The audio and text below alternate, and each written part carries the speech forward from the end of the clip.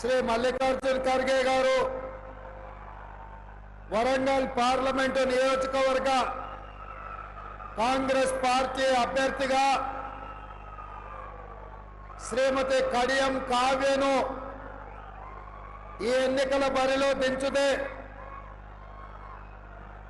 Doctor Kadiyam కావ్యను గెలిపించడానికి జిల్లా party అధ్యక్షులు శాసనసభ్యులు నాయని రాజేందర్ రెడ్డి అధ్యక్షతన ఇంత బ్రహ్మాండమైన సమావేశాన్ని ఏర్పాటు చేసి వేదిక మీదున్న పెద్దలందరూ ఆశీర్వదించడానికి వేదిక ముందు వేలాదిగా కార్యకర్తలు 3 రంగుల జెండా ఎగరేయడానికి ఉర్రూతలు ఊగిస్తూ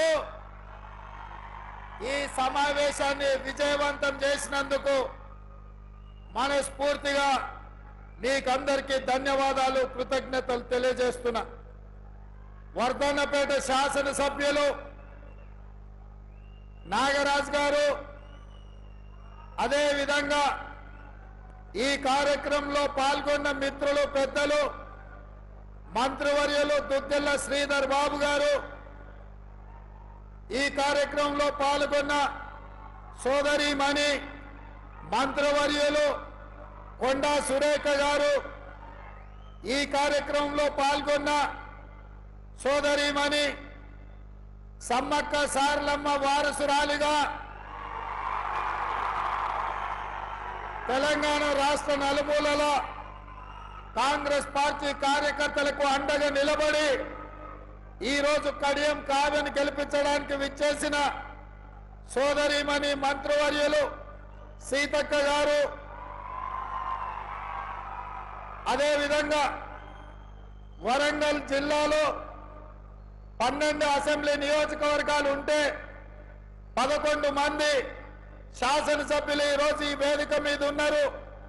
వారితో పాటు తెలంగాణ జనసమితి, తెలంగాణ ఉద్యమకారుడు, తెలంగాణ రాష్ట్ర సాధనలో అత్యంత క్రియాశీలక పాత్ర పోషించిన ప్రొఫెసర్ కోదండ రామ్ గారు, అదేవిధంగా సిపిఐ మిత్రులు, సిపిఎం మిత్రులు, రాష్ట్ర కాంగ్రెస్ పార్టీ నాయకులు, జాతీయ కార్యదర్శి రోహిత్ చౌదరి గారు, వరంగల్ ఉమ్మడి జిల్లా కాంగ్రెస్ పార్టీ నాయకులు, మండల పార్టీ నాయకులు, వరంగల్ మున్సిపల్ కార్పొరేషన్ స్థాయిలో ఉన్న నాయకులు, వివిధ కార్పొరేషన్ల చైర్మన్లు, ప్రభుత్వ సలహాదారుడు, మండల పార్టీ నాయకులు, గ్రామ శాఖ అధ్యక్షులు, ప్రాణ సమానులైన కాంగ్రెస్ పార్టీ కుటుంబ సభ్యులందరికీ కూడా మనస్ఫూర్తిగా ధన్యవాదాలు, కృతజ్ఞతలు. మిత్రులారా, వరంగల్ జిల్లా అంటే దేశానికే తలమానికమైన పివి నరసింహారావు గారు గుర్తొస్తారు.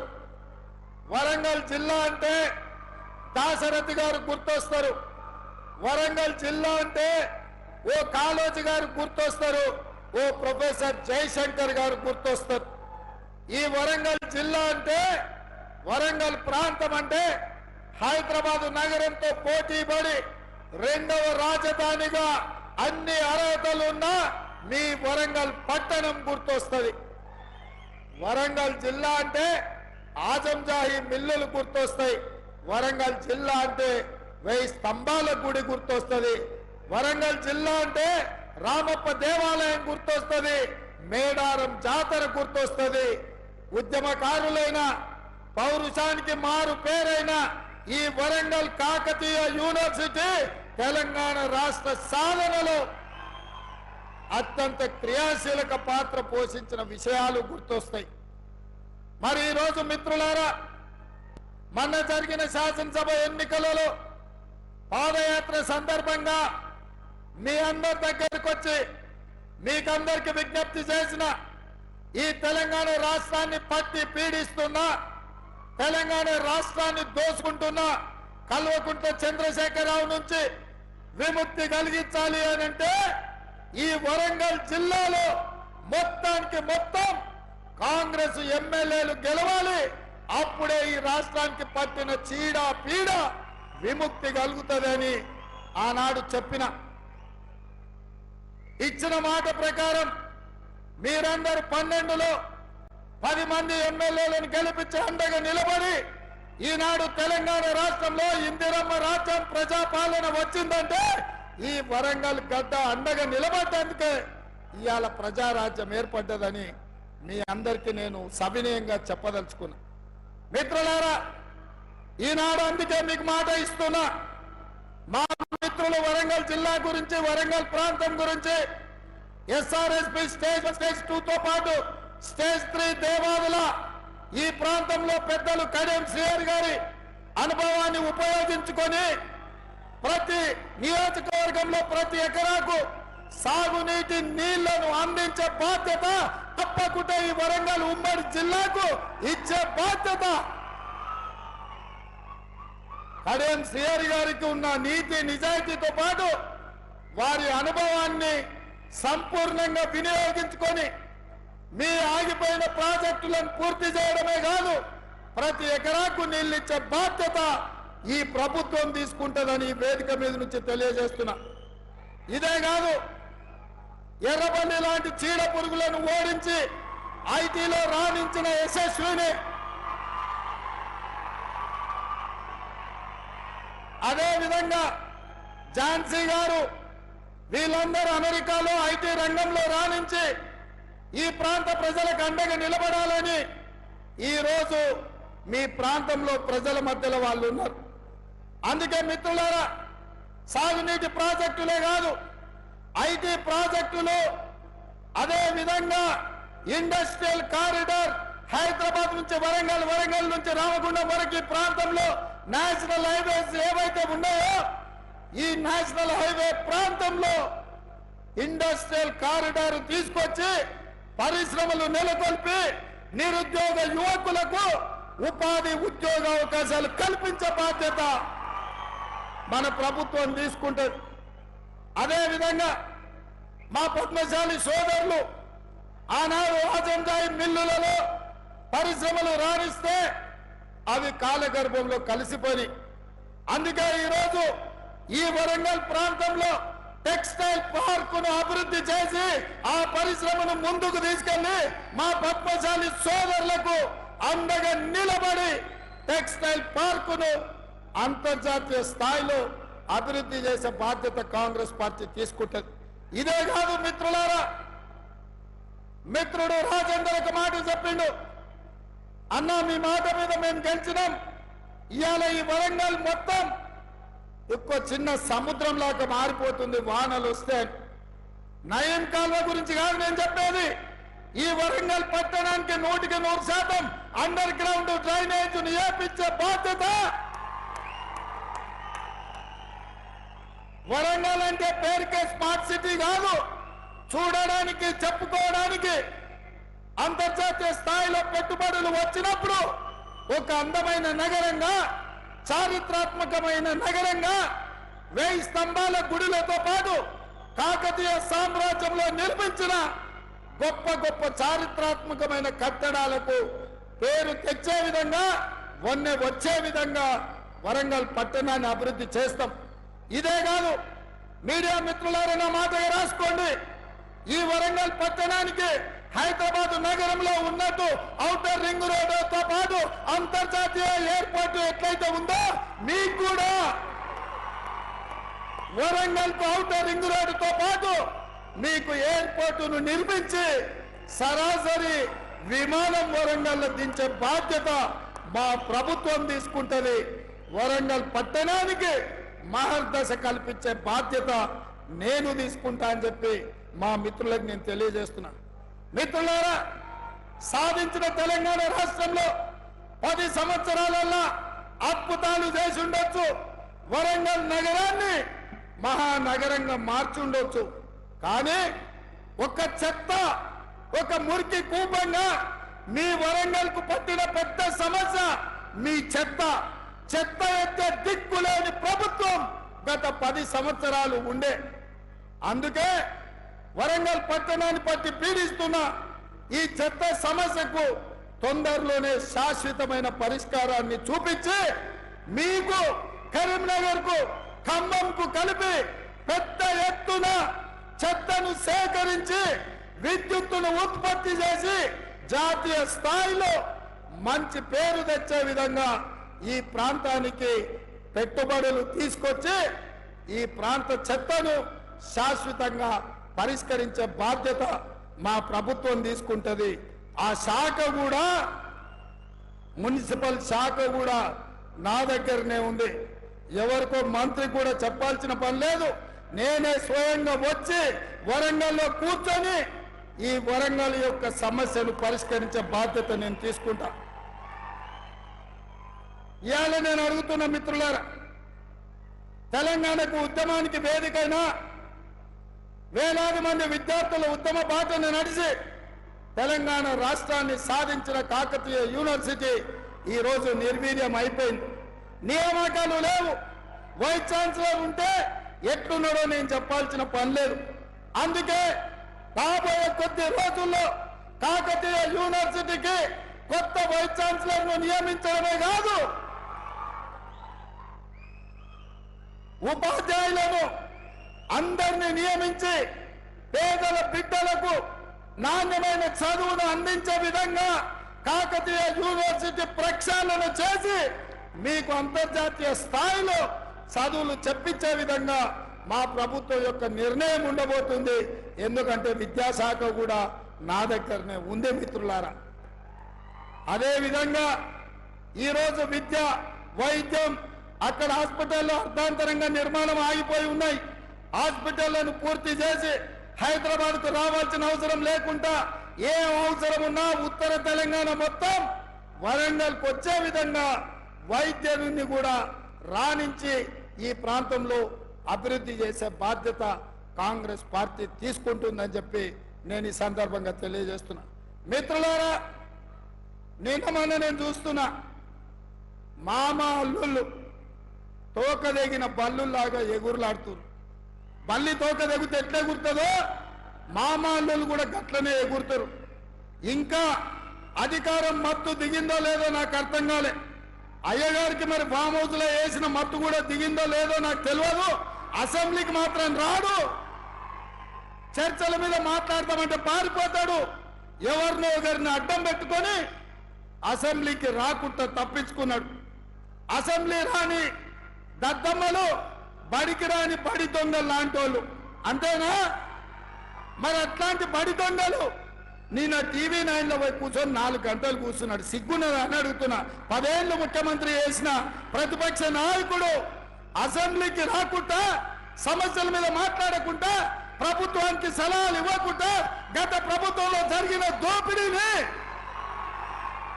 ప్రశ్నించి అంగిలాగు ఊడదీస్తామని అసెంబ్లీలో మా కళ్ళలకు చూసే ధైర్యం లేక పారిపోయి టీవీ 9లో కూర్చొని నిన్న ప్రగల్భాలు మాట్లాడుతున్నాడు.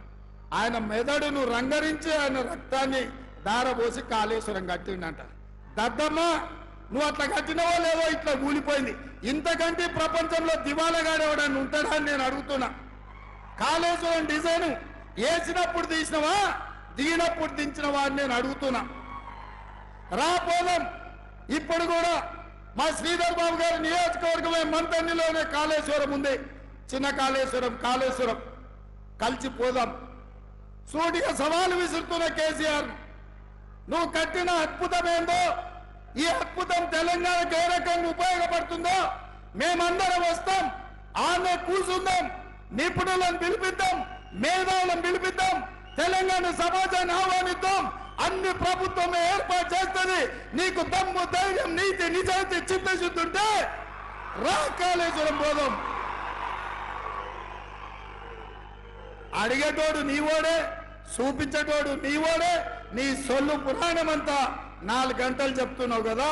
నువ్వు కట్టింది అద్భుతమైతే కాళేశ్వరం దగ్గరనే చర్చ పెడదాం రా. 1,00,000 కోట్లు ఖర్చు పెట్టి కట్టిన కాళేశ్వరం కూలింది, మేడిగడ్డ మేడి పండైంది, సుందిల్ల సున్నమైంది, అన్నారం ఆకాశంలో కలిసిపోయింది. ఇది ఆ సన్నాసి చేసిన గొప్ప పని. 10 ఏళ్ళు ఇస్తే గది కట్టిండ్రు. అదే మా కాంగ్రెస్ పార్టీ అధికారంలో ఉన్నప్పుడు, స్వతంత్రం వచ్చినప్పుడు పండిత్ జవహర్లాల్ నెహ్రూ గారు నాగార్జున సాగర్ కట్టిండు. ఎట్లుందో ఒక్కసారి చూడు. అదే మా పార్టీ అధికారంలో ఉన్నప్పుడు శ్రీశైలం కట్టినాం, శ్రీరామ్ సాగర్ కట్టినాం, కల్వకుర్తి కట్టినాం, భీమా కట్టినాం, నెట్టంపాడు కట్టినాం, జూరాల కట్టినాం, శ్రీహరి గారు మొదలుపెట్టిన దేవాదుల కట్టినాం. మేం కట్టిన ప్రాజెక్టులు ఎట్లున్నాయో ఒక్కసారి వచ్చి చూద్దాం రా. నువ్వు కట్టిన కాళేశ్వరం ఎట్లేడుస్తుందో ఒక్కసారి చూసేద్దాం. అందుకే ఈరోజు ఇక సన్నాసి గురించి ఎంత చెప్పినా సచ్చిన పామే. సచ్చిన పావును ఏం కొడతామా? ఇవాళ టీఆర్ఎస్కే నన్ను డిపాజిట్ వచ్చే పరిస్థితి ఉందా? కాబట్టి ఇవాళ టీఆర్ఎస్ కాదు, ఏనుగులను తినటోడు పోయిందంటే పీనుగులను తినటోడు వచ్చిండు అన్నట్టుగా మోడీ తయారైండు. వీళ్ళిద్దరు తోడు దొంగలే. వీళ్ళిద్దరు తోడు దొంగలు గూడు పుటాని తెలంగాణ మీద కుట్ర చేశారు. 10 ఏళ్ళు కేసీఆర్ ఎవరు గెలిచినా ఢిల్లీలో మోడీకే తాకట్టు పెట్టాడు. వీళ్ళిద్దరిని వేరువేరుగా చూడలేం. వీళ్ళిద్దరు నాణానికి బొమ్మ బొరుసు లాంటి వాళ్ళు. వీళ్ళిద్దరు కలిసికట్టుగా తెలంగాణకు అన్యాయం చేసిన వాళ్ళు. అందుకే డిసెంబర్లో జరిగిన ఎన్నికల్లో చంద్రశేఖరరావుకు బుద్ధి చెప్పిండ్రు. ఇవాళ మే నెలలో జరగబోయే ఎన్నికల్లో నరేంద్ర మోడీకి గుణపాఠం చెప్పాలి. నరేంద్ర మోడీ గారు ఇచ్చిన హామీలు ఏవైనా అమలైనాయా భారతీయ జనతా పార్టీ నాయకులు చెప్పాలి. ఇవాళ నేను అడుగుతున్న బీజేపీ నాయకులను, ప్రచారానికి వస్తున్న నేతలను, ఆనాడు నరేంద్ర మోడీ చెప్పిండు ప్రతి సంవత్సరం 2 కోట్ల ఉద్యోగాలు ఇస్తా అన్నాడు. 10 ఏళ్ళైంది ప్రధానమంత్రి అయి 20 కోట్ల ఉద్యోగాలు ఇవ్వాలి. నేను అడిగిన ప్రశ్నకు 7,21,680 ఉద్యోగాలు ఇచ్చినామని పార్లమెంట్ లో సమాధానం ఇచ్చాడు. ఇస్తాన 20 కోట్ల ఉద్యోగాలు ఎక్కడా, ఇచ్చిన 7 లక్షల ఉద్యోగాలు ఎక్కడా అని చెప్పి నరేంద్ర మోడీ గారిని నేను అడుగుతున్నా. నరేంద్ర మోడీ గారు రైతులకు మాట ఇచ్చిండు, రైతుల ఆదాయాన్ని 2 చేసి ఆత్మహత్యలు ఆపుతా అని. ఆత్మహత్యలు ఆపలేదు, ఆదాయం పెరగలేదు. కానీ వ్యవసాయాన్ని రైతు వ్యతిరేక నల్ల చట్టాలు తీసుకొచ్చి అదాని అంబానీ అమెజాన్లకు అమ్మడానికి చూసి రైతుల ప్రాణాలను అదాని దగ్గర తాకట్టు పెడితే ఢిల్లీ సరిహద్దుల్లో లక్షలాది మంది రైతులు 16 నెలలు వీరోచితమైన పోరాటం చేసింది. సరిహద్దుల్లో సైనికులు ఎట్లా కొట్లాడతారో ఢిల్లీ సరిహద్దుల్లో పంజాబ్, హర్యానా, ఉత్తరప్రదేశ్, మధ్యప్రదేశ్, రాజస్థాన్ ప్రాంతాల నుంచి వేలాది మంది రైతులు వచ్చి నరేంద్ర మోడీ మీద యుద్ధం ప్రకటించి రైతు వ్యతిరేక నల్ల చట్టాలు వెనక్కి తీసుకోవడమే కాదు, నరేంద్ర మోడీ మెడలు వంచి రైతాంగానికి క్షమాపణ చెప్పించిన చరిత్ర హర్యానా, పంజాబ్ రైతులకు ఉంది.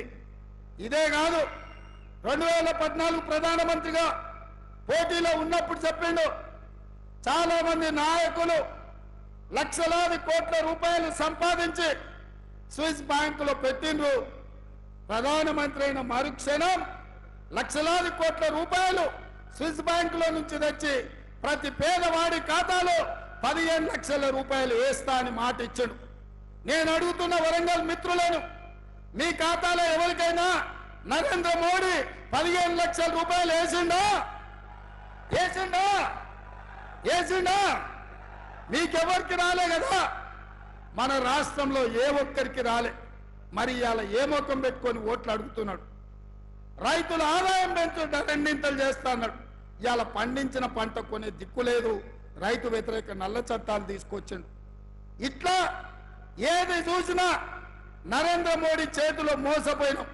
ఇక తెలంగాణ విషయానికి వస్తే, ఆనాడు రాష్ట్ర పునర్విభజన చట్టంలో ఖమ్మం జిల్లాలో ఉక్కు కర్మాగారం పెట్టి ఆదివాసీ సోదరులకు ఉద్యోగ ఉపాధి అవకాశాలు కల్పించాలని సోనియమ్మ మనకు మంజూరు చేసింది. బయ్యారం ఉక్కు కర్మాగారం ఇచ్చింది. 10 ఏళ్ళైనా అక్కడ పరిశ్రమ పెట్టడానికి వీలు లేదు, అక్కడ వీలు కాదు అని ఖమ్మం జిల్లాలో బయ్యారం ఉక్కు కర్మాగారం తిరస్కరించి ఈ ప్రాంతానికి ద్రోహం చేసింది నరేంద్ర మోడీ. అదే విధంగా Warangal Kazipet railway coach factory, Warangal Kazipet junction అంటే దక్షిణాది రాష్ట్రాలను కలిపే జంక్షన్. ఇక్కడ కోచ్ ఫ్యాక్టరీ పెట్టడం ద్వారా దేశానికే పెద్ద పరిశ్రమ తీసుకురావాలని సోనియమ్మ ఆలోచన చేసింది. మన తెలంగాణకు మన కాజీపేటకు రైల్వే కోచ్ ఫ్యాక్టరీ సోనియమ్మ మన్మోహన్ సింగ్ ఇచ్చారు. నరేంద్ర మోడీ వచ్చి రద్దు చేసి దీన్ని మహారాష్ట్రకు తరలించకపోయిండు. మనకి ఇవ్వాల్సిన రైల్వే కోచ్ ఫ్యాక్టరీ మహారాష్ట్రకు లాతూర్కు తరలించకపోయిండు. నేను అడుగుతున్నా, ట్రిపుల్ ఐటీ కానీ ఐటీఐఆర్ కారిడార్ కానీ ఈ రోజు మనకి ఇవ్వాల్సింది ఇవ్వలే. ఎన్టీపీసీ ద్వారా 4000 మెగావాట్ల విద్యుత్ ఉత్పత్తి సంస్థల్ని నిర్మాణం చేయలే. గిరిజన యూనివర్సిటీ కొట్లాడంగా నిన్నగాక మొన్న మంజూరు చేసిండు. ఇట్లా చెప్పుకుంటూ పోతే నరేంద్ర మోడీ చేసిన ద్రోహం అంతా ఇంత కాదు. అదే కాదు మిత్రులారా, ఆనాడు కాంగ్రెస్ అధికారంలో ఉన్నప్పుడు పెట్రోల్ 55 రూపాయలు ఉండే, ఇవాళ 110 రూపాయలు చేసిండు. ఆయల్లో డీజిల్ 50 రూపాయలు ఉండే, ఇవాళ 100 రూపాయలు చేసిండు. ఆయల్లో మా అక్కలకు సిలిండర్ 400 ఉండే, ఇవాళ 1200 చేసిండు. ఇంకా ఏ మిగిలిందా మా దగ్గర దోసుకోవడానికి?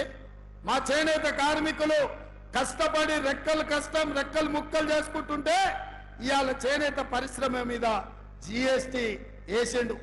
అగ్గిపెట్టే సబ్బు బిల్ల ఆఖరికాళ్ళు దేవుడి భక్తులం అంటారు, అగరబత్తీలను కూడా వదిలే అగరబత్తీల మీద కూడా జిఎస్టి వేసాడు. ఇంతకంటే దుర్మార్గమైన భక్తుడు ఎవడని ఉంటాడా ఈ దేశంలో అని నేను అడుగుతున్నా. ఇవాళ అన్ని పోయినాయి, చేసింది లేదు, చెప్పుకునేటందుకు లేదు, చెప్తే నమ్మేటోడు లేడు. అందుకే పిచ్చి పట్టుకుంది బీజేపీ వాళ్లకు. మత పిచ్చి ప్రజల మధ్యలో, భాష మధ్యలో, ప్రాంతాల మధ్యలో చిచ్చు పెట్టి విభజించి ఎన్నికల్లో నెగ్గాలి అని ఆలోచన చేస్తారు. అట్లయినా వాళ్ళకి ఎవరు దొరకలే. ఎవరు దొరికినా ఈ నుంచే మీరు బండకేసి కొట్టిన ఆయన దొరికిండు అరూరు రమేష్. ఎవరా ఆయన? మీ భూములు మింగిన అనకొండ కాదా? ఊరూర్లో భూములు ఆక్రమించుకున్నాడు కాదా? అంగి మార్చి, రంగు మార్చి, జెండా మార్చి వస్తే ఈ వరంగల్ ప్రజల అమాయకుల గుర్తుపడతారా? ఏ రూపంలో వచ్చినా, ఏ ఎస్ఎంఎస్కి వచ్చినా అరూరు రమేష్ ను బండకేసి కొట్టేది గ్యారంటీ. ఈ అనకొండ అంతు చూసేది గ్యారంటీ. ఇవాళ భూములు ఆక్రమించుకునే ఆరూరు రమేష్ కావాలన్నా పేద ప్రజలకు వైద్యం అందించి డాక్టర్గా చదువుకొని రాణించి కడియం సిఆర్ఐ నుండి నీతి నిజాయితీని వారసత్వంగా తీసుకొని పేదలకు సేవలు అందించాలన్న ఆలోచనతోని ఇవాళ ఒక ఆడబిడ్డ మీ ముందుకు వచ్చింది. ఇవాళ కాంగ్రెస్ పార్టీ శ్రీహరి గారు టికెట్ అడగలే. నేను ఈ వేదిక మీద నుంచి స్పష్టంగా చెప్పదలుచుకున్న ఈ రాష్ట్ర ప్రజలకు, శ్రీహరి గారు కాంగ్రెస్ ను సంప్రదించలే.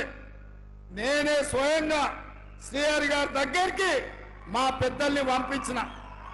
ఎందుకంటే ఈ ప్రభుత్వంలో నిజాయితీ కలిగిన ప్రజలకు చిత్తశుద్ధితో సేవ చేసే నాయకులు నా ఎంబడి ఉంటే నా గౌరవం, పార్టీ గౌరవం పెరుగుతుందని శ్రీహరి గారిని కాంగ్రెస్ లోకి తీసుకురండి, చదువుకున్న డాక్టర్ కావ్యను ఎంపీని చేద్దామని చెప్పి ప్రతిపాదన నేను పంపించిన. మన ప్రతిపాదన మీద కడియం శ్రీహరి గారు ఆలోచన చేసి ఈ రోజు ఒక నిర్ణయం తీసుకున్నారు. నాకు తెలిసి వారు నిర్ణయం తీసుకోకపోదురేమో, కానీ బీజేపీ రూమర్లో ప్రజాస్వామ్యానికి ఒక ప్రమాదం పొంచి ఉన్నది. బీజేపీ ఇవాళ ఎస్సీ ఎస్టీ రిజర్వేషన్లు రద్దు చేసి రాజ్యాంగాన్ని మార్చేసి దళితుల మీద, గిరిజనుల మీద దాడులు చేసి ఈ రోజు ఈ ప్రజాస్వామ్యాన్ని మీదనే దాడి చేసే ప్రయత్నం చేస్తుంది. అంబేద్కర్ వాదిగా, ఏబిసిడి వర్గీకరణ కోసం కొట్లాడిన నాయకుడిగా ఈ రోజు ఈ దేశ రాష్ట్ర ప్రజలకు ప్రజాస్వామ్యాన్ని కాపాడే అవసరం ఉంది. అందుకే గాంధీ కుటుంబం నాయకత్వంలో పనిచేయడానికి ఈ రోజు కడియం శ్రీహరి గారు ముందుకొచ్చిండ్రు. అందుకే మిత్రులారా, ఇవాళ శ్రీహరి గారి దగ్గర కోట్ల రూపాయలు చూసే టికెట్ ఇవ్వలేదు, శ్రీహరి గారి నిజాయితీని చూసి టికెట్ ఇచ్చినాం. ఇవాళ కడియం కావ్యకు ఈ రోజు ఎంపీగా ఇచ్చినామంటే ఆనాడు కొండా సురేఖకు కాంగ్రెస్ టికెట్ ఇస్తే నాయకురాలైంది. ఆ తర్వాత సీతక్క ఆదివాసి బిడ్డ, అడవుల నుంచి వచ్చిన బిడ్డ ఇవాళ మంత్రిగా సోనియమ్మ నాయకత్వంలో పనిచేస్తుంది. అట్లనే మీ ప్రాంతం నుంచి మరొక ఆడబిడ్డ కాంగ్రెస్ పార్టీలో నాయకురాలుగా ఎదుగుతుంది. పార్లమెంటులో రాణిస్తుంది, మీ సమస్యల మీద కొట్లాడుతుంది. మీరు ఆశీర్వదించండి మీ బిడ్డను. గల్లీ నుంచి ఢిల్లీ వరకు మీ గలమై వినిపిస్తుంది డాక్టర్ కావ్య. ఆరూరి రమేష్ కు ఓటేస్తే అనకొండ మీ భూములు మింగుతాడు, ఎక్కడికి ఓడు, మీ భూములను మింగే పని మీదనే ఉంటాడు. ఇవాళ పోటీ దేశం కోసం త్యాగం చేసిన ఇందిరా గాంధీ, దేశం కోసం ప్రాణాలు ఇచ్చిన రాజీవ్ గాంధీ, దేశం కోసం దేశంలో దేశ ప్రజాస్వామ్యాన్ని బ్రతికించడానికి పదవి త్యాగం చేసిన సోనియా గాంధీ, రాహుల్ గాంధీ, ప్రధానమంత్రిగా దేశాన్ని పట్టి పీడిస్తున్న నరేంద్ర మోడీ మధ్యలో ఇవాళ పోటీ బాగా చదువుకొని మీ సమస్యల పట్ల అవగాహన ఉండి మీ ప్రాంతం కోసం కొట్లాడే తత్వం ఉండి నిజాయితీనే వారసత్వంగా తీసుకొని వచ్చిన డాక్టర్ కావ్య, అటువైపు మీ భూములు మింగిన అనకొండ మధ్యలో పోటీ. ఇవాళ డాక్టర్ కావ్యకు సోదరుడుగా, కుటుంబ పెద్దగా నేను అండగా నిలబడతాను మీకు మాటిస్తున్న మిత్రులారా. ఈ వరంగల్ జిల్లాను అభివృద్ధి చేసే బాధ్యత నాది, ఈ వరంగల్ అవసరాలు తీర్చే బాధ్యత నాది. హైదరాబాద్ నగరంతో వరంగల్ నగరాన్ని కూడా అంతర్జాతీయ స్థాయి గుర్తింపు వచ్చే విధంగా నిధులు కేటాయించి అభివృద్ధి చేసే బాధ్యత నాది. మీరు ఆలోచన చేయండి. ఇవాళ బీజేపీ వాళ్ళు శ్రీరామనవమి వస్తే అదొక రాజకీయం, హనుమాన్ జయంతి వస్తే ఇంకొక రాజకీయం. అందుకే ఈ వేదిక మీద నుంచి ఒక్క మాట చెప్పదలుచుకున్నా, దేవుడు గుడిలో ఉండాలి, భక్తి గుండెల్లో ఉండాలి. పోలింగ్ బూత్లో ఓట్ల కోసము దేవుడి భక్తి కాదు. మిత్రులారా, ఈ వేదిక మీద నుంచి తెలంగాణ ప్రజలకు చెప్తున్నా, మన తాతలు ముత్తాతలు, మన తండ్రులు, మన కుటుంబాలు సాంప్రదాయాలను గౌరవించిన వాళ్ళమే. అందుకే దేవుడిని గుడిలో పెట్టినాం, భక్తిని గుండెల్లో పెట్టుకొని ఈ రోజు పూజలు చేసినాం. అందుకే మిత్రులారా, దేవుడి పేరు మీద చిచ్చు పెట్టి ఓట్లు కొల్లగొట్టాలనేటోళ్లకు గుణపాఠం చెప్పాలి. అప్పుడే మన ప్రాంతం యొక్క చైతన్యం ప్రజలకు చేరుతుందని చెప్పి నేను సవినయంగా మీకు అందరికీ విజ్ఞప్తి చేస్తున్న మిత్రులారా. అందుకే మిత్రులారా, ఈరోజు జరగబోయే పరిణామాలు, రాబోయే తీర్పు ఈ వరంగల్ నుంచే మొదలవ్వాలి. నేను అందుకే మిమ్మల్ని అడుగుతున్నా. నిన్నగాక మొన్న హరీష్ రావు గారు ఒక మాట అన్నాడు, రైతు రుణమాఫీ చెయ్యి, రైతు రుణమాఫీ చేస్తే రాజీనామా చేస్తా అన్నాడు. నేను ఈ వేదిక మీద నుంచి మాట ఇస్తున్నా.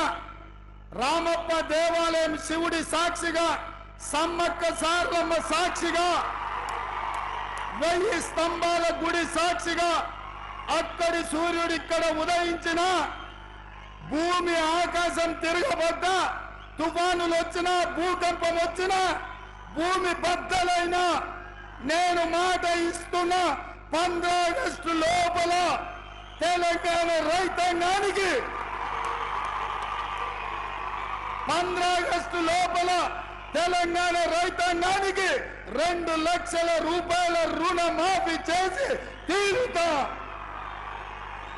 హరీష్ రావు అన్నావు కదా సిద్దిపేటకు రాజీనామా చేస్తా అని, రాజీనామా పత్రం జేబులో పెట్టుకో. 15 ఆగస్టు నాడు నీతో మాట్లాడతా బిడ్డ, మాట మీద ఉండాలి. నీ మామలాక మాట ఇచ్చి మాట తప్పి దళితుని ముఖ్యమంత్రి చేస్తా, లేకపోతే తలకాయ నరుకుంటాని తలకాయ లేని మాటలు మాట్లాడతాం అనుకుంటున్నావేమో. 15 ఆగస్టు నాడు నీతో మాట్లాడతా. దేశానికి స్వతంత్రమే కాదు, రైతులకు కూడా ఆర్థిక స్వతంత్రం తీసుకొచ్చే రోజు 15 ఆగస్టు 2 లక్షల రుణమాఫీ చేస్తా. ఆయనలో నీతో మాట్లాడతా. ఇవాళ ఆశామాసిగా సవాళ్లు స్వీకరించిన సిద్దిపేట చెప్పుడు కాదు, జేబుల రాజీనామా పత్రం పెట్టుకో.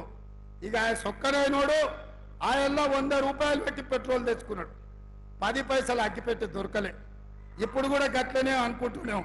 మా వాళ్ళందరూ సిద్ధంగా పెట్ట తలావు అగ్గిపెట్టి కొనుక్కొని నీ సంగతి చెప్పడానికి. నువ్వు ఏదో తెలంగాణ సమాజాన్ని ఎడ్డిదో గుడ్డిదో మాటలతో మోసం చేయొచ్చు అనుకుంటున్నాం. అవన్నీ ఏం కుదరవు.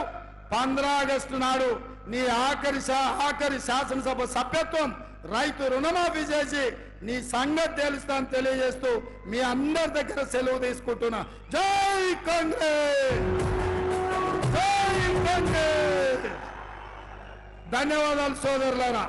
జెండా బట్టి సింగమూలే కదిలినాడు ఒక్కరు కాంగ్రెస్ సూర్యుడు మన రేవంత్ అన్న నిగ్గదీసి అడిగే మునగాడు.